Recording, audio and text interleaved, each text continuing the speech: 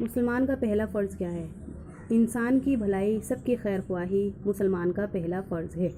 ایک مسلمان اپنے مذہب کو بہت بڑی نعمت اور بہت بڑی دولت سمجھتا ہے۔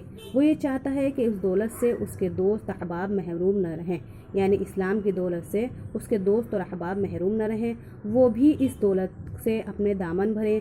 وہ پوری محبت، پوری خیر خواہی کے ساتھ اپنے دوستوں کو اسلام کی باتیں سمجھاتا ہے۔ ہمارے حضرت صلی اللہ علیہ وسلم اور آپ کے ساتھیوں نے یہی راستہ اختیار کیا اور اسی صورت سے اسلام پھیلا۔ اسلام تلوار کے زور سے نہیں پھیلا۔ ہمارے حضرت یا آپ کے 4 یا 5 ساتھی اگر تلوار سے کام لیتے تو مکہ والے مسلمان تو کیا ہوتے، پہلے ہی وار میں ان سب کو ہمیشہ کے لیے خاموش کر دیتے۔ آیا سمجھ میں کس طریقے سے اسلام پھیلا؟ اسلام تلوار کے زور سے نہیں پھیلا بلکہ پیار و محبت سے اسلام پھیلایا ہے۔ تو یہی ہے انسان کا فرض۔ السلام علیکم۔